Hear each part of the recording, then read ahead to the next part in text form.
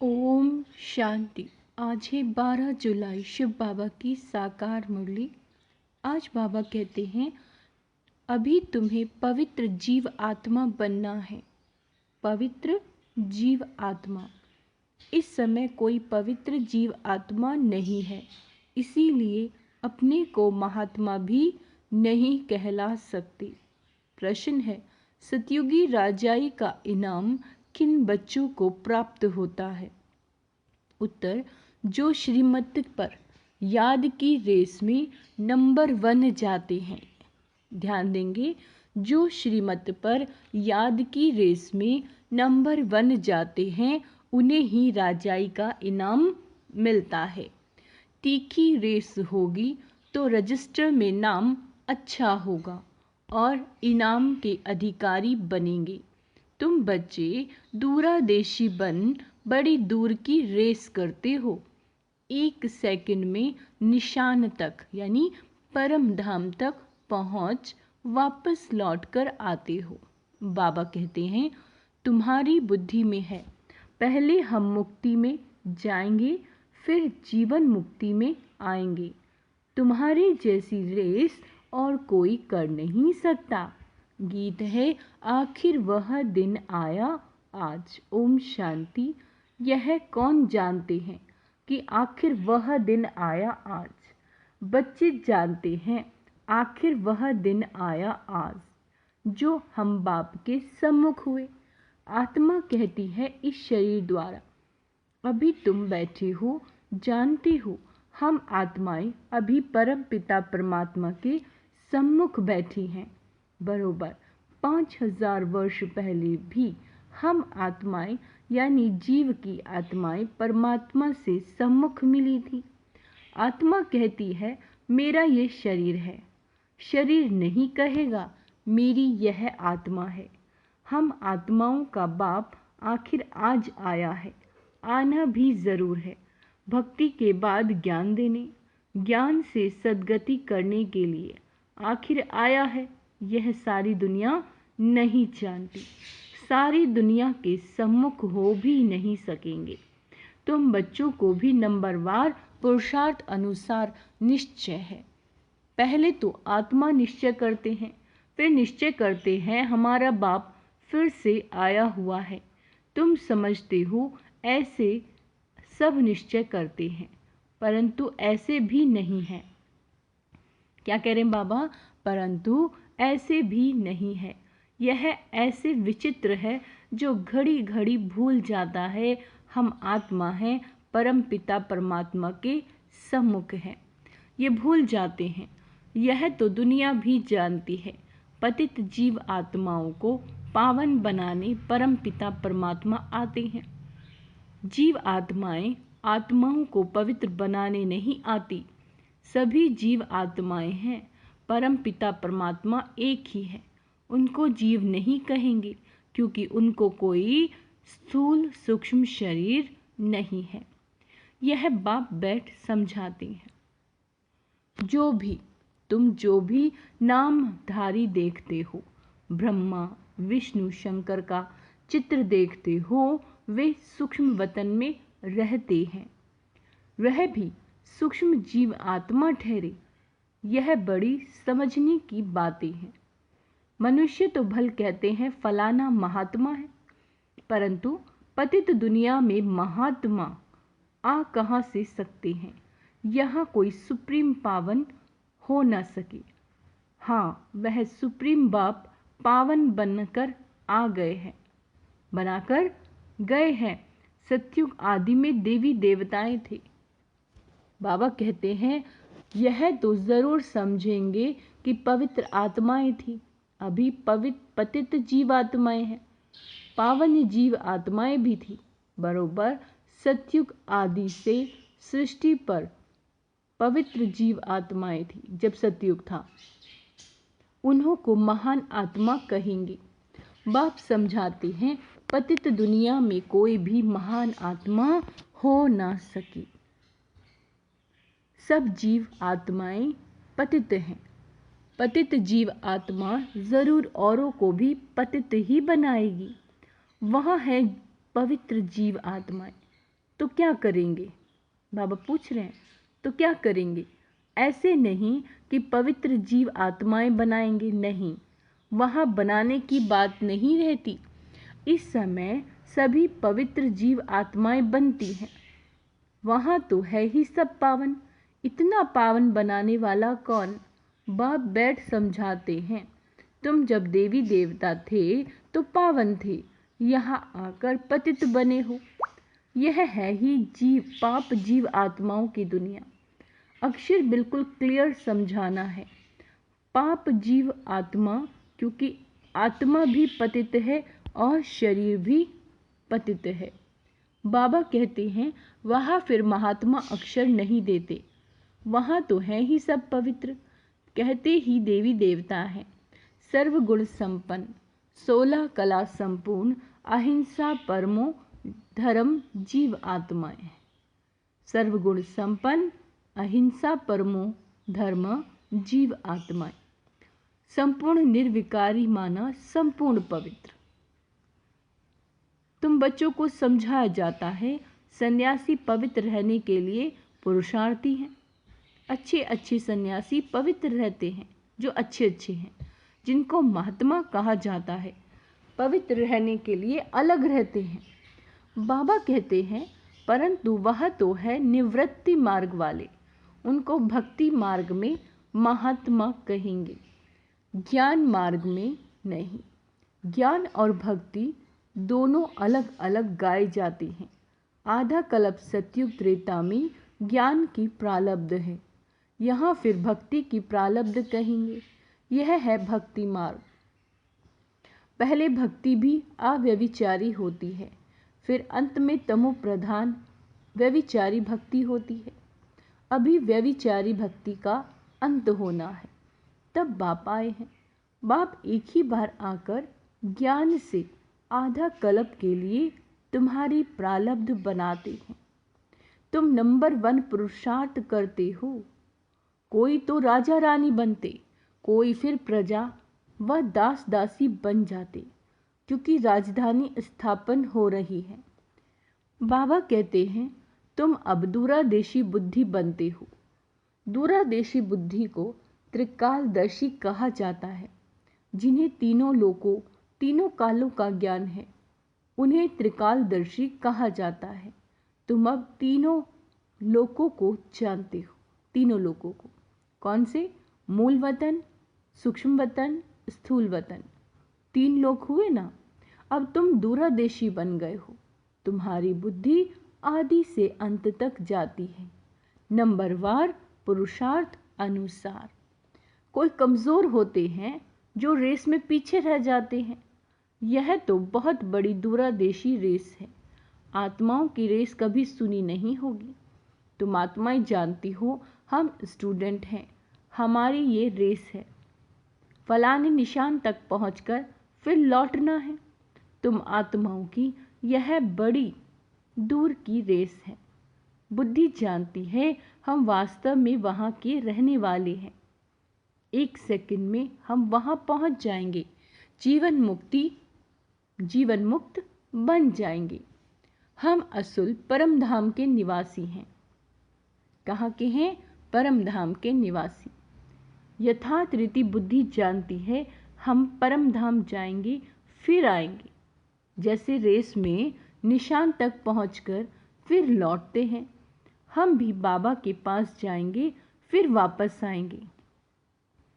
बाबा कहते हैं अब आत्माएं रेस सीख रही हैं। तुम सबको कहते हो मन मना भव।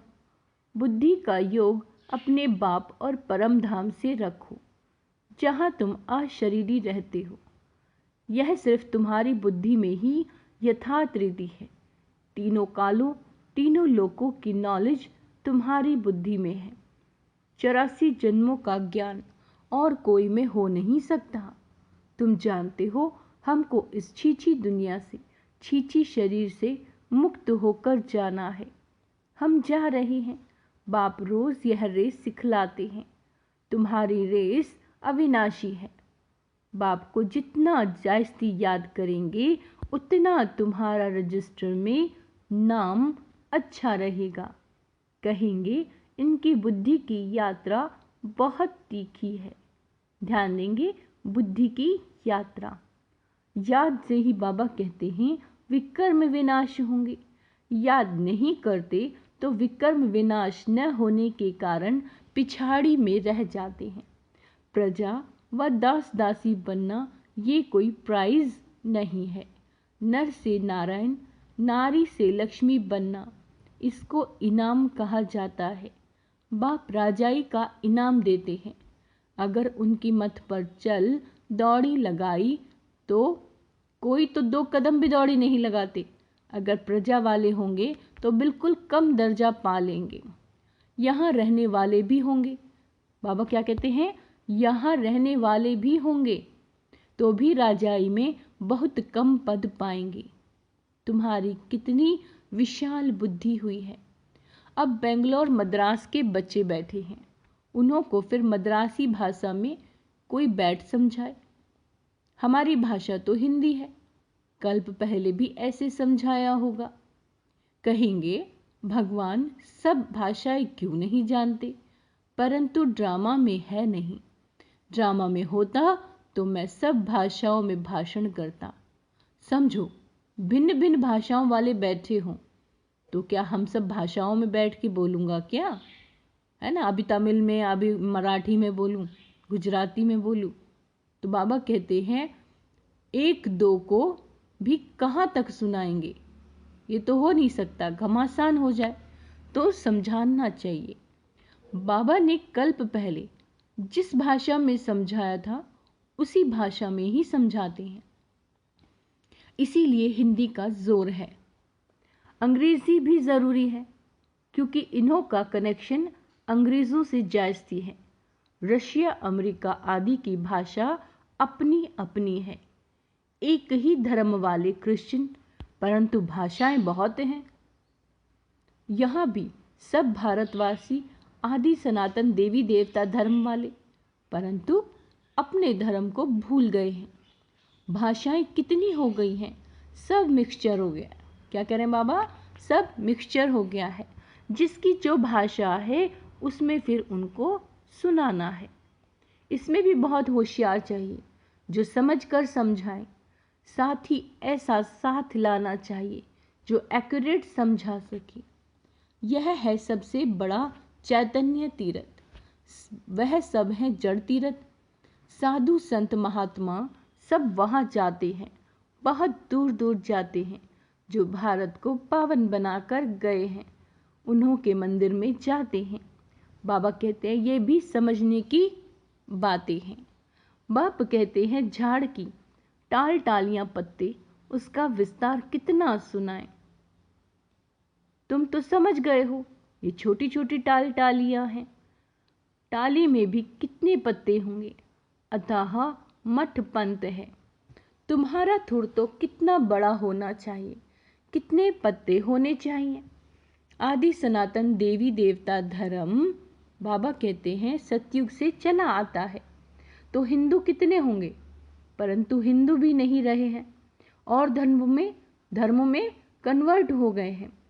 बाबा कहते हैं यह है कल्प वृक्ष। शुरू में आदि सनातन देवी देवता धर्म वाले थे। हिंदू कहलाने वाले भी वास्तव में आदि सनातन देवी देवता धर्म के, परंतु कन्वर्ट हो गए। बाप कहते हैं मैं आकर फिर उस देवी देवता कहलाने वाले धर्म की स्थापना करता हूँ। जो कन्वर्ट हो गए हैं वही फिर से आकर वर्षा लेंगे। जब देवी देवता कहलाने वाला एक भी नहीं रहता तभी बाप आते हैं, आकर समझाते हैं तुम्हारे जड़ यादगार खड़े हैं। क्राइस्ट आते हैं तो उनके धर्म की चर्चा आदि होती नहीं। यहाँ तो अभी भी देवताओं के मंदिर आदि निशानी है। तुम्हारा जब राज्य होगा तो क्राइस्ट आदि का नामो निशान नहीं होगा। यहाँ तो सभी का नाम निशान है। बाबा कहते तुम जानते हो क्राइस्ट कब आया, क्रिश्चियन धर्म कैसे स्थापन हुआ।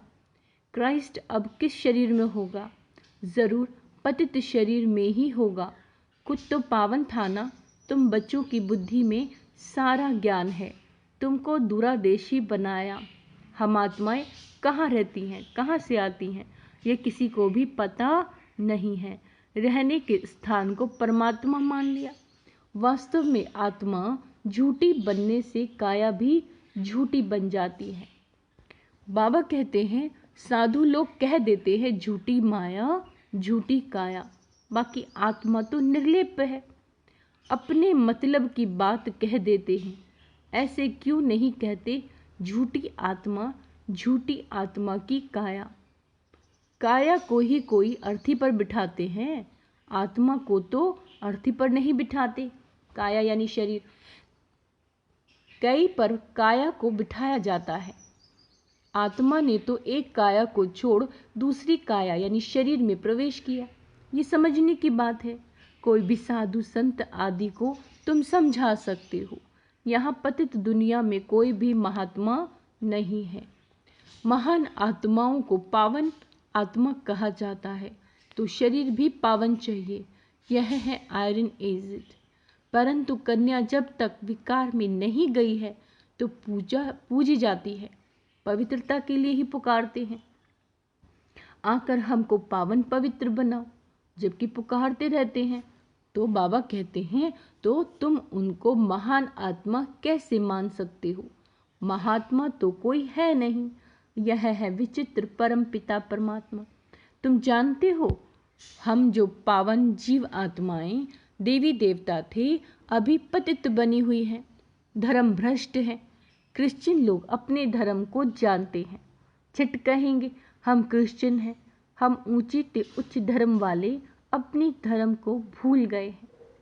भूल जाने से धर्म भ्रष्ट और कर्म भ्रष्ट बन पड़े हैं। तुम श्रेष्ठाचारी थे, अब रावण ने भ्रष्टाचारी बना दिया है। यह अर्थ भी तुम समझा सकते हो। बाबा कहते हैं तुम बच्चे अभी अपनी भविष्य ऊंची तकदीर बनाने के लिए धारणा कर रहे हो।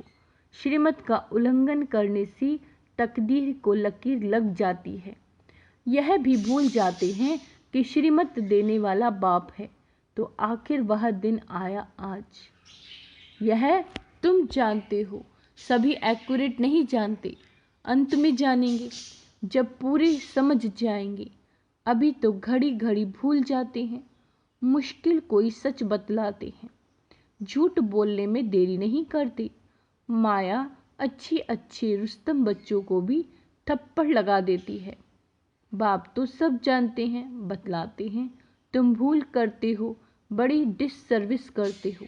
अच्छा, मीठे मीठी सिकीलदे बच्चों प्रति माता पिता बाप दादा का याद प्यार और गुड मॉर्निंग। रूहानी बाप की रूहानी बच्चों को नमस्ते। हम रूहानी बच्चों की रूहानी बाप दादा को याद प्यार गुड मॉर्निंग नमस्ते। मीठे बाबा शुक्रिया, बाबा शुक्रिया। धारणा के लिए मुख्य सार। दूरादेशी बन तीनों लोकों और तीनों कालों को जान बुद्धि से रेस करनी है। क्या करना है? तीनों लोकों को जानना है, तीनों कालों को, और बुद्धि की रेस करनी है। इस छीछी दुनिया छीछी शरीर से मुक्त होना है। बाबा कहते झूठ बोलने की आदत को मिटाना है। श्रीमत का उल्लंघन कर डिससर्विस नहीं करनी।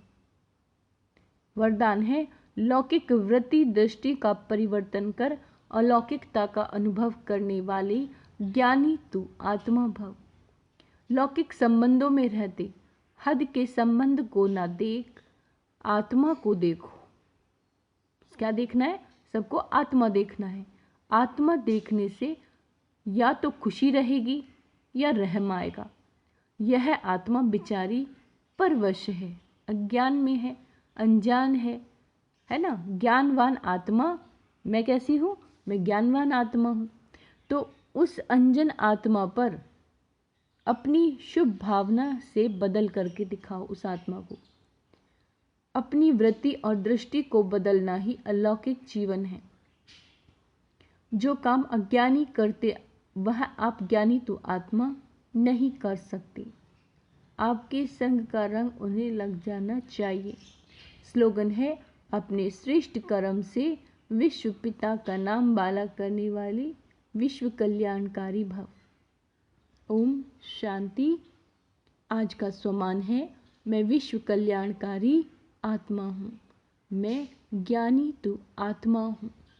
मैं श्रीमत पर चलने वाली आत्मा हूँ। मैं परम पवित्र आत्मा हूँ। मैं देवकुल की आत्मा हूँ। ओम शांति।